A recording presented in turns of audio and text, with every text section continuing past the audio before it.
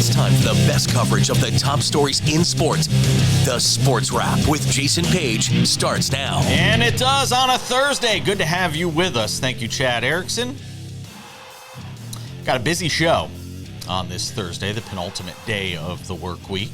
We'll chat with Kavitha Davidson, who does a terrific job on all things sports. Caitlin Clark's 0-5. This is starting to become a bit of a problem. We'll ask her about that. Also, Charles Barkley made some very interesting comments concerning the WNBA and potential animus that's out there towards Caitlin Clark. I want to talk about that. Also get her thoughts on what Harrison Butker had to say at the Benedictine address and how Patrick Mahomes has responded to that, because there's been an update in that story.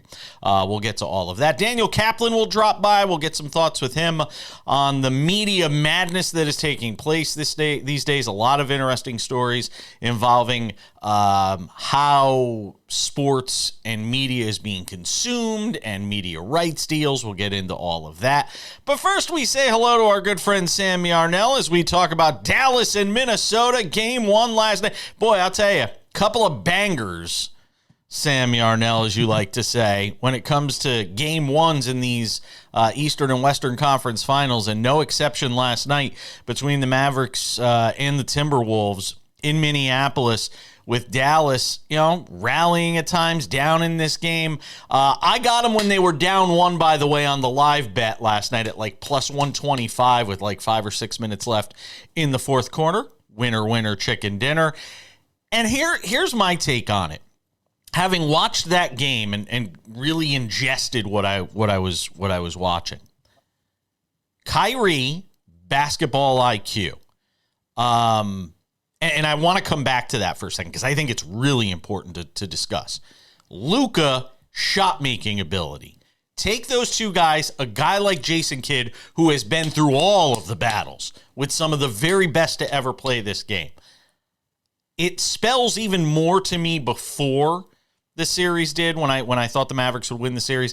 It even spells more to me that while I think Minnesota is extremely talented and very tough, and I think all these games are going to be close and nail-biters like this, it's Dallas.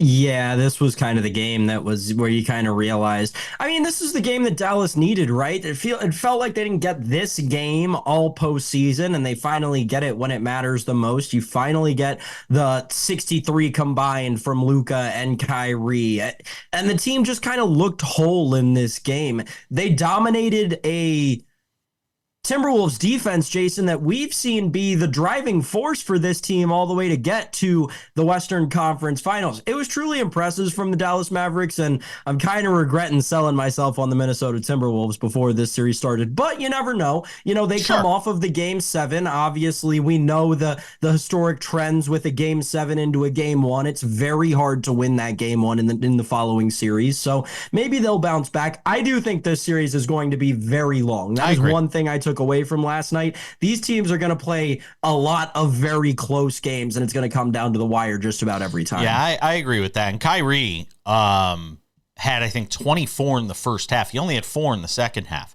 But it was very notable, we'll say, that after the game, when they were talking to him on Inside the NBA with the guys, that he made it a point to say, I heard what Anthony Edwards was saying, because Anthony Edwards called him out a couple of times after that Game 7. Like, he wanted Kyrie, and he got it. And Kyrie didn't make any bones about the fact that he heard what Anthony Edwards had to say. But I want to throw this in. We talk about it all the time in sports. And you can think what you want about Kyrie Irving personally, all of that. You watch him on that postgame. I would encourage anybody, go to YouTube, find the video. The video of him after the game talking with Chuck, Kenny, Shaq, and Draymond Green on Inside the NBA, it really gave you a drill down into how smart this guy is from a basketball standpoint. I'm not talking about any of the off-the-court stuff. Drilling down into his basketball brain and hearing the way he sort of comprehends situations in the game and what he's looking at. You can't teach that stuff. It's savant-like. And I think it's a difference maker in this series. I really do. I 100% agree with you. That was also my takeaway watching that post game on the Inside the NBA thing, aside from the fact that it really felt like a growth that Kyrie has made throughout his career is with that specific, his reaction to the Ant Edwards thing. He, at the end of his reaction to it, or at the end of mentioning it, he definitely made a point of saying that it was all in good fun, or it was all in love or something. And I think that that's just really kind of speaks to the culture that the NBA has kind of curated with the being such a players driven league. The players are also standing up for one another, when they're not on the same team, when they're facing each other in a Western Conference Finals. It's really cool to see. The Kyrie education, or to the Kyrie basketball IQ thing, I mean, it's the Duke product showing in him, right? You can still see to this day some of the things that Mike Krzyzewski put into his head as an 18-year-old guard in North Carolina. I will also say to the 25, Kyrie with 25 in the first half, or 24, whatever it was. Luka had 15 in the fourth quarter. The thing about this duo is they're performing at the times when it matters most. They're getting their team out to that lead in the first half, and then Luka's turning around and closing it down at the very end of the game. It's great to see this Mavericks team and what they're doing right now. Two things. One, Anthony Edwards, and they're both Anthony Edwards related. And we all know what he's been in this postseason, and it's been fantastic to watch. But one, don't poke the bear. Don't poke the bear. Why? This is a guy who's won a championship before, knows how to get there. Don't poke the bear. Two, if you are Micah Nori and Finch and this this duo of coaching on the T-Wolves, you have got to figure out a way to better equip Anthony Edwards so at the end of the game he's not gassed. Because last night, he was gassed by the time they got to the fourth quarter. He had a late three, but you could tell he didn't have his legs. I mean, he was exhausted by the time they got to the end of that game and wasn't as valuable to them in those moments as they needed him to be. And they were struggling to find guys that can make shots down the stretch in that game. He had the Karl Anthony Towns goaltending call, which was, a 50-50 call, but I think was the right one. But you've got to make sure Anthony Edwards is fresh at the end of the game. You know who did make shots in that game? Our boy Jaden McDaniels. They got KD, we got Jaden McDaniels. It's very true. You're right. That'll do it for basketball. We'll see what happens to the Pacers and Celtics in Game 2 of that series on Thursday night. We'll have a recap of that tomorrow, but we get to hockey next. I watched the Rangers and Panthers. It was bad news for the Rangers. Over 13 million Americans were affected by identity theft in 2022, and the threats go way beyond just credit card fraud. Today's identity thieves can use your information in ways that are easy to miss by just monitoring accounts and credit, like opening loans, transferring home titles, even committing crimes. Someone got my social security number, made a driver's license, and it was used for criminal activity. You can do so much with a social security number that I didn't know could happen. They drained my bank account. It was terrifying. You're even more vulnerable than you realize. Your information is exposed through online shopping, banking, even corporate data breaches. No wonder there's a new victim of identity theft every 3 seconds. Only LifeLock alerts you to the widest volume of threats all in one place, like someone trying to use your social security number, open a new loan in your name, or even commit a crime in your name. There was a big yes button and there was a big no button. I clicked, "That's not me," and LifeLock took it from there. If you become a victim of identity theft, a dedicated U.S.-based restoration specialist will be assigned to your case and work to fix the issue on your behalf. If something happens, you have somebody fighting for you. All LifeLock members are backed by the LifeLock $1 Million Protection Package, including reimbursement for stolen funds, personal expenses, and coverage for lawyers and experts up to $1 million.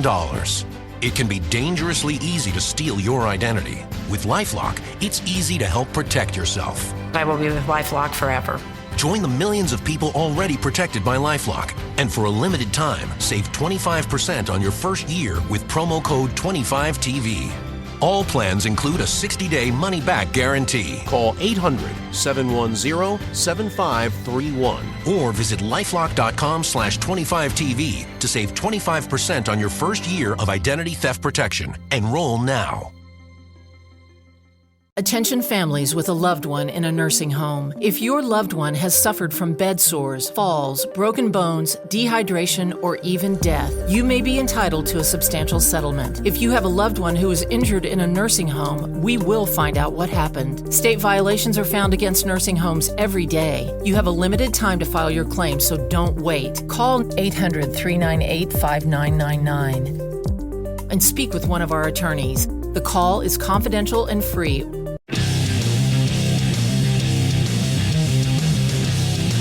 Sports Wrap has you covered, taking on the top stories of the day and then some.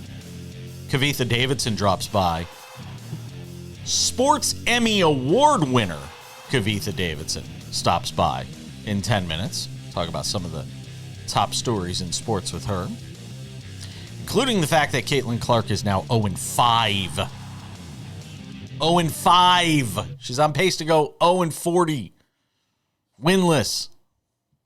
We know that's not going to happen, but it's tough watching as she continues to kind of battle her way through the tough part of this WNBA schedule early on in the year. But we talk about hockey now. We bring back Sam Yarnell to do that. I invested a couple of hours into the NHL last night, and there aren't a lot of times where credit to YouTube TV, by the way, who does not sponsor the show, but I was locked in on YouTube TV last night, and the split screen option is fantastic of being able to watch two games at the same time and just switch the audio sources back and forth. One game goes to break, you switch, you go back and forth. It was great. I watched the Rangers and Panthers at the same time I was watching the T-Wolves and the Mavericks. And I got to say, I knew Florida was good.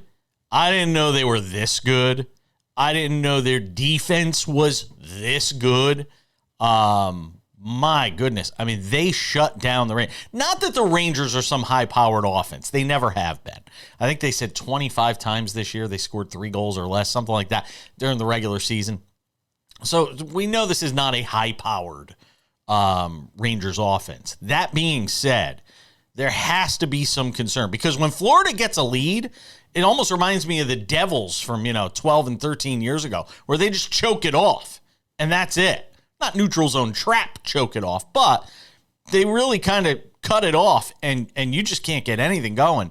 And it wasn't until, late in the third period, they had a power play, that the Rangers tried to get some opportunities going in this game, Sam. I was hoping we'd see the Rangers in the Stanley Cup. After that game last night, I have cause for concern as to whether we will. Yeah, I mean, Sergei Bobrovsky looked great in this game, but you said it, Jason, when you only get 23 shots as a New York Rangers offense, which, let's give them their flowers, right? In this postseason, they have looked outstanding. I mean, across the board, especially with the guys they've gotten back off of long-term IR. And this Rangers team has been a force to be reckoned with, and I mean, this Panthers team showed them their will in this game.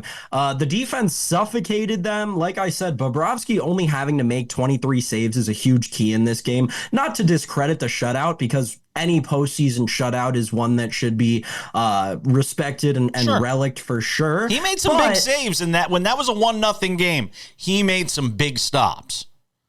For sure. But the fact that the New York offense was only able to get 23 shots off, it speaks volumes towards that Tampa Bay defense, or I'm sorry, that Florida defense.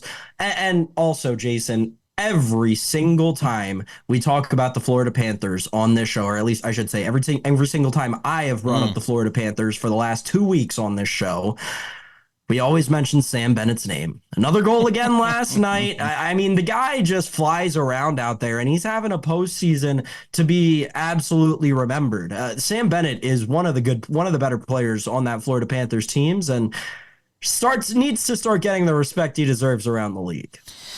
Yeah, I have concerns after watching that game last night, and for the first time in this postseason, in that I've watched, not that I've watched every single game of the Rangers, they looked like a team that was frustrated. They looked extremely frustrated. So we'll see what happens in game 2 of that series on Friday night back at Madison Square Garden. Rangers plus 245 at home on the money line. I'd bet it 100%. Oh, all day. 100%. I might put that in now because that number's got to go down. Another interesting thing from this game, Jason, just really quickly. Yeah. 5 power plays, 0 power play goals. How about the special teams defense showing up in the? We know that in the Stanley Cup playoffs, you win and lose series based on power play conversion percentage. Yep. Neither team converting a power play goal last night. Pretty incredible. Yeah, I agree. Edmonton and Dallas gets underway. That series kicking off on Thursday night. It is Edmonton plus 104 on the money line at home. Dallas minus 125. Who do you like in that series? I originally said Edmonton because they're the I'm giving dog, you a chance. But I think I've since flipped. It's just so hard to bet against the hot goalie, and Jake Ottinger has been probably the best goalie in these Stanley Cup playoffs. I mean, no, not puck guy, but it just feels like no one's been better than Jake Ottinger. Obviously, I don't have the numbers right in front of me to back that up, but every time you watch a Jake Ottinger game, it's the other team struggling to. They'll have countless chances and just. Every time you just don't think that one's going in. Obviously, this series, though, unstoppable force, immovable object, Jake Ottinger being the immovable object, Connor McDavid being the unstoppable force. Leon Draisaitl's had a great postseason as well. Remember, that's my best bet for the series is Draisaitl to record a point in every game of this series. I think you can get it around 4-1 at some shops right now. Can we just play? Can we just play Chris Russo, Mad Dog, trying to say the name Draisaitl over and over? Because if anybody hasn't seen that, another one to go on YouTube. Hilarious. Yeah, Russo's command of the English language sometimes can be a bit of a struggle. And Draisaitl, the latest case of that. Just want to tell you, go and look at that. Real quick here, Florida plus 160 to win the Stanley Cup right now. Dallas at plus 240. Edmonton at plus 280. The New York Rangers now are plus. You can get the Rangers at plus 600. After just one game of these Eastern Conference Finals. Just saying.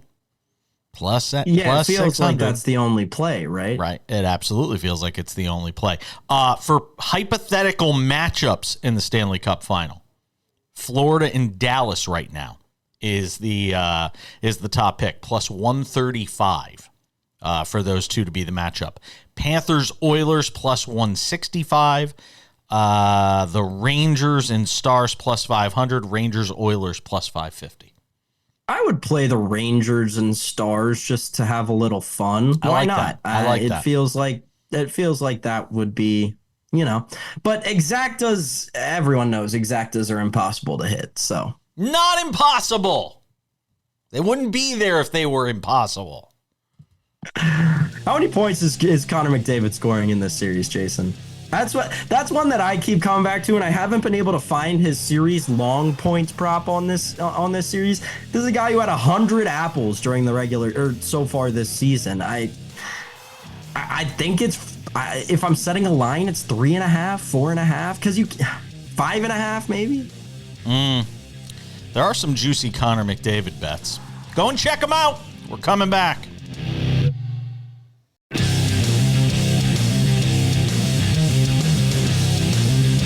Good to have you all with us on this Thursday edition of the show.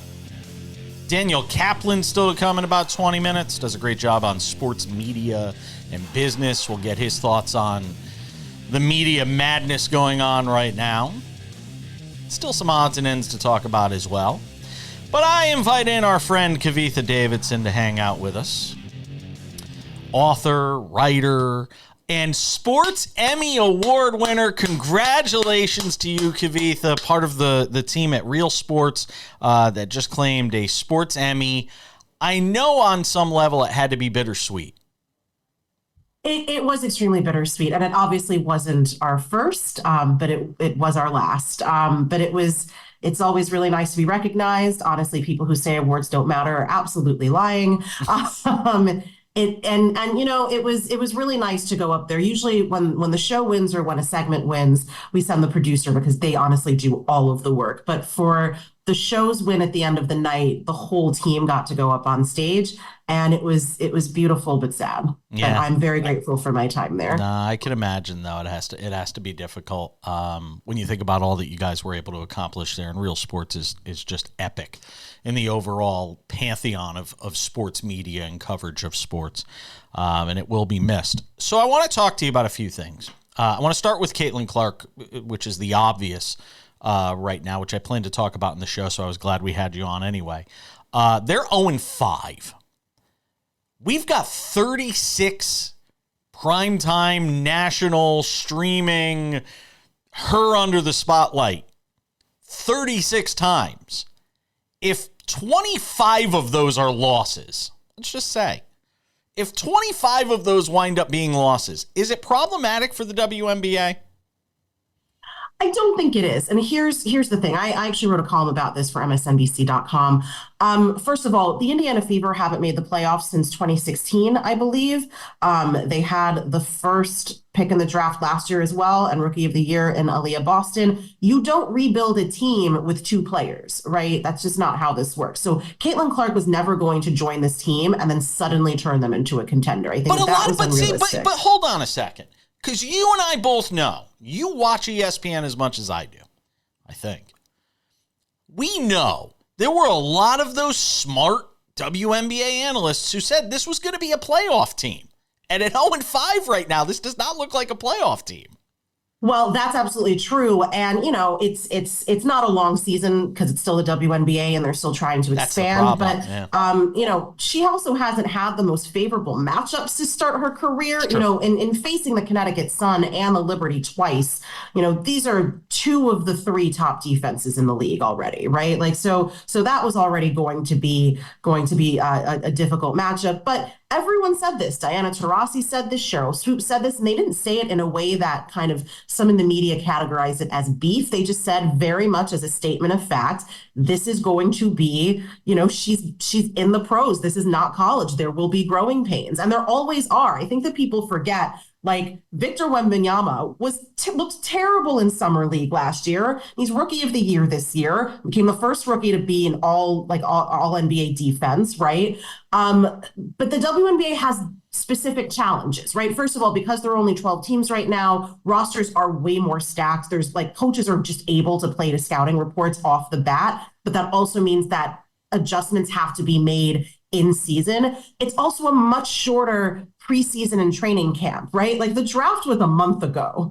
Caitlin Clark was still playing college ball a month ago, right? She had 12 practices and 2 preseason games before the season started. There's not a summer league the way that there is in the NBA. So listen, I'm not surprised. I think she will be absolutely fine. I don't think it's terrible for the league. And here's why. We would be having the exact opposite conversation with the same conclusion had she come out and completely dominated defenses, right? It's the UConn argument. And that argument that has been made for years is when one team is too dominant or one player is too dominant, it shows that there's not a high level of competition, which is we see is absolutely not true. And it is bad for the product. So I think that, there's a way to spin this however you want to, but the fact of the matter is she's playing among veterans who have been doing this at a high level for years. I think those are all valuable points. To that point, there is this animosity that some will say is out there towards her, which is crazy to me, but it exists. And I have often said this, by the way, and I've been in newsrooms with a lot of women at one time who I listen to attack other women. Everybody's always like, men, the enemy of women. No, women oftentimes can be the enemy of women, as you know. Charles Barkley went to bat for Caitlin Clark after LeBron did previously. This was on Inside the NBA on Wednesday. Listen. You women out there, y'all petty, man. Hey, LeBron, you're 100% right on these girls hating on Caitlin Clark. Y'all petty, girls. I expect men to be petty because we're the most insecure group in the world. Oh, you are. Y'all should be thanking that girl for getting y'all ass private charters, all the money and visibility she bringing to the WNBA. Don't be petty like dudes. Listen, what she's accomplished, give her flowers. Stop being petty. I mean, sometimes I agree with him. Sometimes I disagree with him. Hard to disagree with him here. I will say that I 100% agree with him that men are petty as all hell. We are. But so here's the thing. I do agree with what you said at the top, which is I have also firsthand seen women on women crime. And sometimes we are our worst enemies. And part of the reason for that, frankly, is because especially in this industry, whether it's as a player or as a journalist, we are told that there are only a few slots for us. So we kind of internalize that level of competition where there should be and there is space for all of us, right? But I do, especially among an older generation, I have absolutely encountered the woman who pulls the ladder up behind her, right? So we do know that that exists. I will say, and he's not wrong if, people should not be petty or hating on Caitlin Clark. I haven't actually seen this. I don't know what he's referring to. And a number of players and a number of WNBA reporters that I know are asking the same question. So maybe we're existing in different spaces, but I haven't seen any players actually hating on her. I think that there is a fair commentary that doesn't have anything to do with Caitlin Clark herself about the idea that it did take her, obviously generational star, but also a very marketable white woman to get some of these things unlocked from the league. But that is a criticism of the league and not a criticism of Caitlin Clark. I will say John Paul Jones and Derica Hamby in the last couple of days have also said, we have no idea who these people are who are hating on her because it's not us. I want you to hold that thought. We're going to come back on the other side. I got more to get to with Kavitha Davidson, sports journalist, author, hanging out with us on Sports Rep. Don't go anywhere. Attention families with a loved one in a nursing home. If your loved one has suffered from bed sores, falls, broken bones, dehydration, or even death, you may be entitled to a substantial settlement. If you have a loved one who is injured in a nursing home, we will find out what happened. State violations are found against nursing homes every day. You have a limited time to file your claim, so don't wait. Call 800-398-5999 and speak with one of our attorneys. The call is confidential and free. All right, let's keep the conversation moving on this Thursday. Hanging out with Kavitha Davidson, author, journalist, Sports Emmy Award winner, part of the Real Sports team that just won a Sports Emmy the other night. I saw her up on stage. I texted her. I'm like, was that you? You could miss me in my hot pink shoes. And then she texts me. She's like, did you see me fall up the stairs? I almost tripped, and I somehow did not, but I was like halfway down, and thankfully, no. And also, thankfully, apparently that was not broadcast. So no, but I definitely saw you up there. So that was really cool. And again, congratulations on that and all the success, of course. Thank you. I want to get your thoughts on Harrison Butker. I wrote a piece for MSNBC.com, and we've talked about it a lot. And it's a conversation. I thought it was a 1 or 2 day story, but it's a conversation that's continued really over the course of the last 7 to 10 days, with what he said at this commencement address at Benedictine College, talking about basically. Greatest day of my wife's life was the day she married me and became a housewife, and that sort of thing. And not even to mention what he talked about with regards to the LGBTQ plus community and all of that. And the anti-Semitism. Yes. There was a lot in that speech. There's a lot going on there. There was a lot going on there. We've seen the Chiefs have basically rallied around to support him. The league has spoken out in a tepid manner, I guess I would call it, just to say, hey, we don't support this. And then this week they came out with some DEI initiatives, which a lot of people are going, oh, is that meant to sort of counteract what he was saying at this commencement address? And then Patrick Mahomes came out yesterday. And this was one I was curious to hear, how Patrick Mahomes, one of the faces of this league, was going to respond to this. And essentially he said, hey, I know Harrison, and he's a great guy. What did you make of Patrick Mahomes' response to what his teammate had to say? Look, he's not going to say anything that's not that, right? I mean, it's like just unrealistic to expect him. We expect Patrick Mahomes, the face of his franchise, to go up there and say he like does not like his kicker and he's a Neanderthal. He said, there's things that he does not agree with Harrison on, and I'm assuming that this is one of them, or he's alluding to this being one of them. But this is like, we weren't going to get any kind of like truly honest response from anybody regarding the situation. This is kind of who a lot of NFL players are. I think there's certain sports where we know some of the attitudes, and I would say the NFL and Major League Baseball, unfortunately, have some of the least progressive, at least white players in their ranks. So none of this is particularly surprising. I think what is surprising is Harrison Butker's own personal background contributing to this. Yeah, it is. And it's funny. I was looking at a story about Coco Gauff in the news and sort of speaking out on the state of political play in Florida. And I know a lot of these things blur lines, and some people watching the show might say, "Oh my God, did I turn on MSNBC or CNN or Fox News? What are they talking about right now?" But this is sort of the generation we live in, where there is a lot of crossover between athletes who have a platform and are willing to use that platform to speak out on issues that matter to them. Everybody's got their own issues and things they want to speak out on. Coco Gauff can go and say what she said about the politics of Florida as an individual athlete who's only got to worry about herself. And yes, some people around her have to deal with whatever fallout comes from something like that, versus a Patrick Mahomes. And I'm not defending him or chiding him one way or the other, but there is when you put the two side by side, you can understand how they're handled differently. Well, totally. And the individual part of it is obviously a big part as well. I will say that the WTA has, issued some interesting statements in recent years about political statements with just everything that's been going on in the world, right? Well, the Saudis getting involved with tennis now too. Absolutely. I mean, George Floyd, like they're so despite being an individual sport, tennis is obviously not safeguarded from criticisms about their athletes, using their platforms to speak out. One thing that I will point out, and I have said this about WNBA players using their platform, the act of being a woman athlete is in itself kind of a radical act. So I think you find that women athletes tend to be more vocal about their political opinions. It's not that they have nothing to lose. Obviously, Coco Gauff has a ton to lose.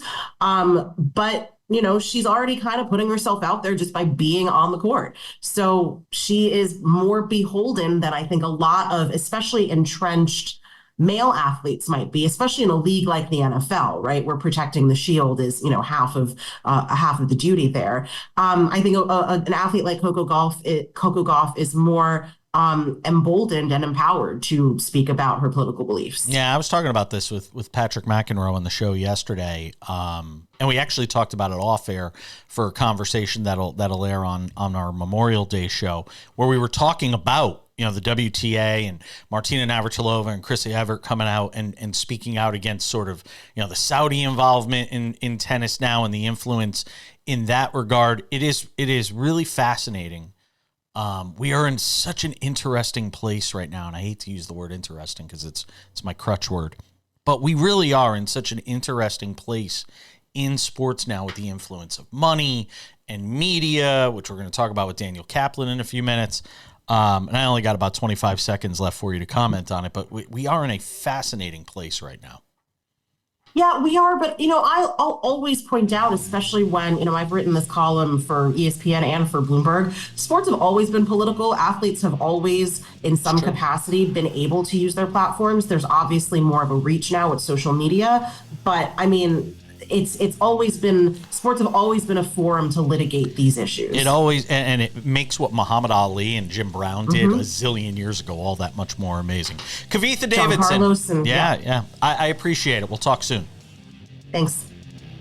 What's up, guys? What I'm about to show you is going to change the way you shave your head forever. You can shave your head in 90 seconds or less. With no cuts or nicks. It's 100% waterproof. It even works in the shower. Introducing Remington's Balder Boss. With increased flex and 5 dual-track floating head design, get over 60% more head coverage for a faster, closer shave and skin-close results. No nicks, no scrapes. Fit in the palm of my hand, and the results were amazing. Shave in the shower or with any foam or gel with Japanese-grade steel blades plow through the thickest of hair. Anytime, anywhere. There's even a pop-up trimmer to complete your perfect groove. Now, you can try the Remington Balder Boss in your home for 30 days for just $14.99. Complete with a 5-year limited warranty and 100% satisfaction guarantee. You can also get our ear, nose, and brow trimmer free. Just pay separate processing and handling. Give it a try. You won't be disappointed. Order your Balder Boss now. All right, we will forego something to consider on the show today. Odds and ends coming up in 10 minutes to wrap things up. There's a lot happening in the media right now, calling it media madness. We bring in our friend Daniel Kaplan, does a terrific job on all things sports business. Awful announcing, front office sports. You can check out his work there.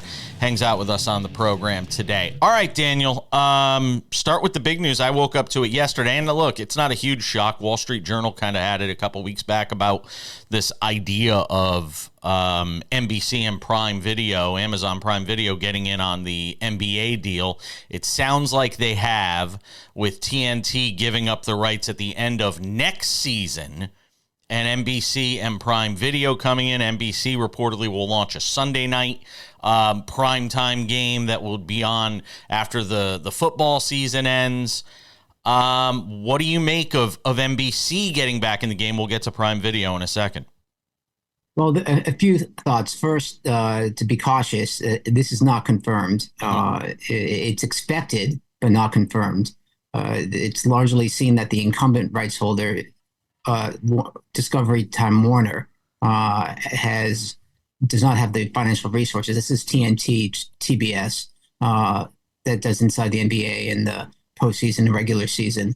They are seen as not having the financial wherewithal to compete with Comcast for this package. But again, it's not confirmed. And Turner has what is known as a right of first refusal. Yes. They are. And this was confirmed by David Zaslav, their CEO, on their earnings call earlier this month. This means that they can match whatever a competitive bidder, be it in this case NBC, puts in. The problem is, what is a match? Because NBA is going to point to NBC being able to put games on broadcast, something that Discovery can't do. And how do you measure that? How do you mathematically put, it's apples and oranges, cable versus broadcast. So if it does go to NBC and Discovery thinks they matched it, we could see this play out in court. Wow, that would be something. Do you get the sense that this is the last NBA broadcast deal that we will see? As we know, broadcast deals that from here, it's just all streaming. Now with Prime Video jumping in, will this be the last time that traditional cable, traditional television will be cut in as part of this? I got to look around for my crystal ball to answer this question. It's a fascinating question, one that we're all wondering. The NFL, for example, put an opt-out in their broadcast deals that run through, I believe, 2031. The opt-out is 2029. And the deals are, as we know, it's the NFL. They're enormous. They're ginormous. I think it's $110 billion over 10 years. Why would they even consider opting out of that? Because of the very question you asked. What if everything's gone streaming by then?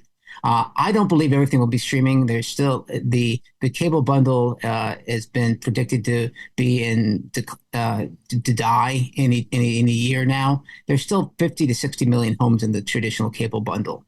And the number I've heard that where it becomes uneconomic is 40 million. So when we get below 50 million, maybe we can have a conversation. But still, if you look at the financials of, say, Disney and where the money's coming in, it's still disproportionately through linear ESPN, not ESPN Plus and the digital outlets. Daniel, what happens to Inside the NBA? I know, again, crystal ball. I get it. But, I mean, I find it hard to believe the show would just go away.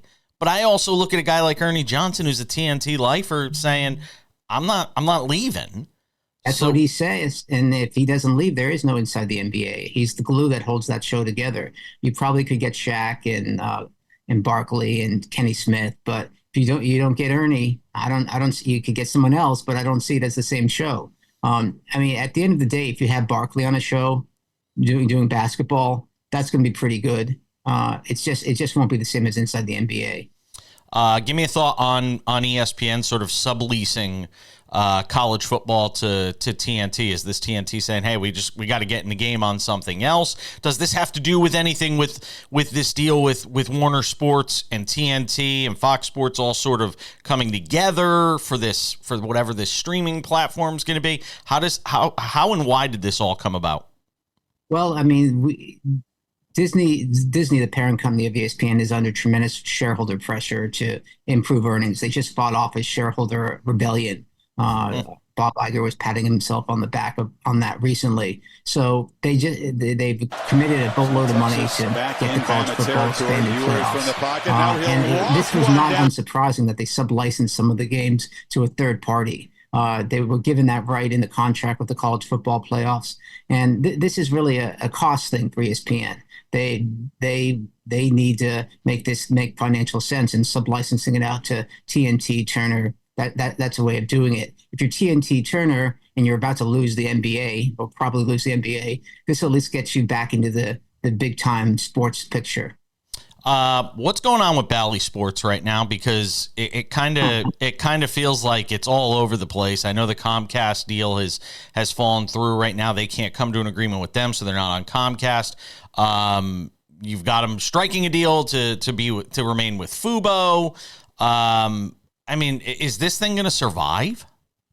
Well, right now, there's a Chapter 11 confirmation bankruptcy hearing on, pardon that, I may have the date wrong, June 21st. Mm-hmm. This is when the reorganization plan for Bally Sports, for Dal-Min Sports Group, mm-hmm. with the 18 regional sports networks, is supposed to go up for a vote of confirmation. Before that, however, there's a June 5th hearing in which the three major leagues that they televise, the NBA, the NHL, Major League Baseball, are voicing their criticisms that without the Comcast distribution deal, the listeners may remember that Comcast and Bally's could not reach a distribution deal, and now Bally's is not distributed on Comcast, so we're talking about 14, 15 million homes that it's not that fans can't watch their team's games. That without that, these three leagues are saying it's not financially feasible to emerge from Chapter 11 bankruptcy. If at that hearing the judge agrees and pushes back the confirmation date, which is a distinct possibility, it will call into question this whole plan of reorganization. Daniel Kaplan, terrific work as always. Front office sports and awful announcing. Have yourself a great weekend. Enjoy the Memorial Day holiday, sir. We'll talk soon. Thanks a lot. You too. Don't go anywhere. We got a lot more to do on this Thursday edition of Sports Wrap.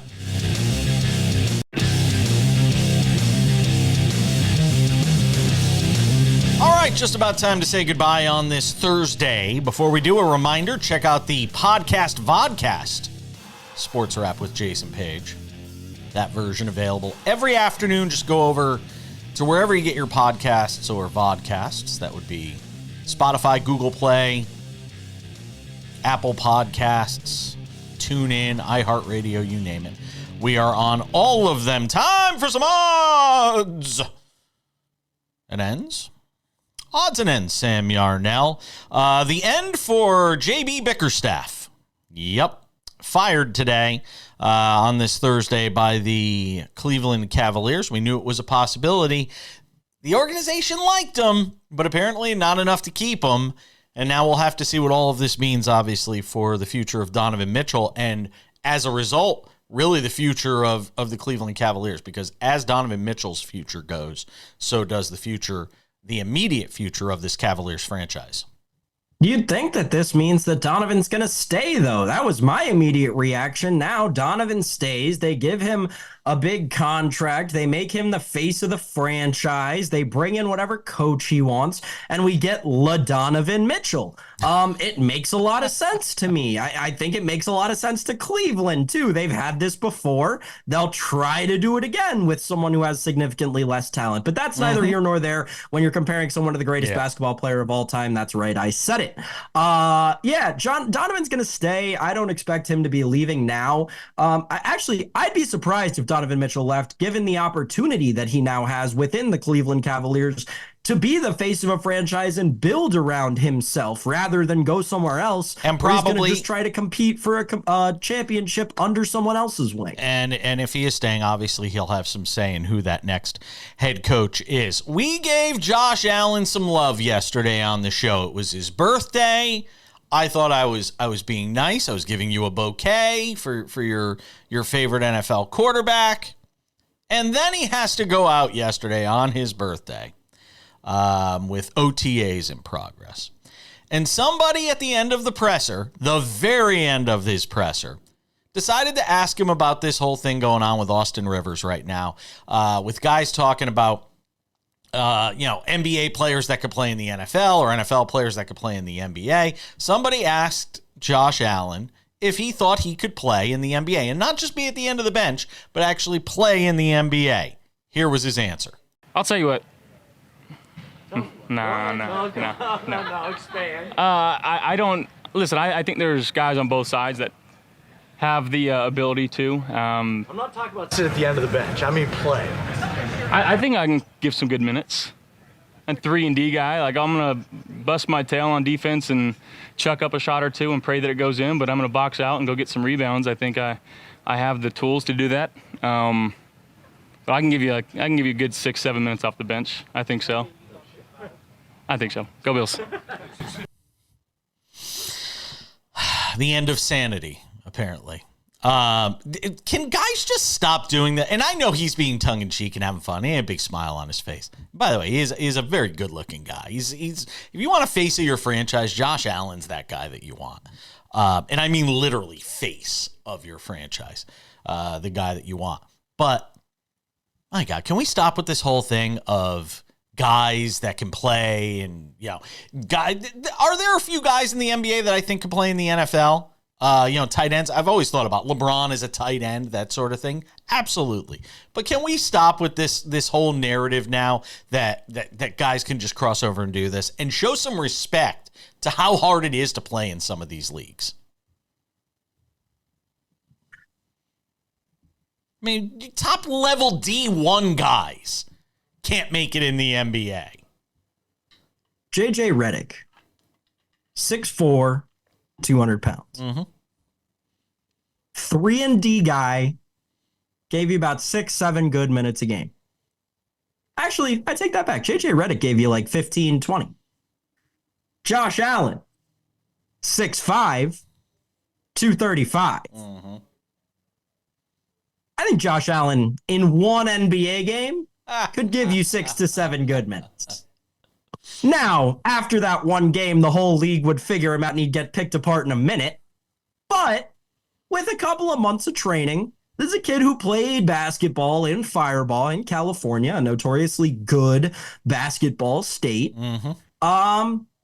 I think he's got a chance. Yeah, one game. I'd give him one game, Jason. One game. I think he could get 6 to 7 decent 3-and-D minutes, part of the bench unit against a two-way contract guy. I'll sell myself on that. I think he's taken one too many shots to the head. Let's finish with a note from the NBA and why shows like Sportswriter are important. I want to finish with this. This is important to me. Tim Legler on the Ryan Russillo podcast talking about what ESPN will and will not allow him to talk about. And I wish I had video of all the meetings I've been in this year at ESPN when I wanted to talk more about the Indiana Pacers, particularly after they got Siakam. And it's just not sexy enough, It's like, we kind of didn't talk about it. And I'm going, man, I watch this team every night and I'm going, gosh, that's fun. Number one, fun style to play in. I envy these. Okay, he went on to wax poetic. This is why, People ask why I do this show. Oh, the people can just watch SportsCenter or all these different shows. Because we have no agenda here.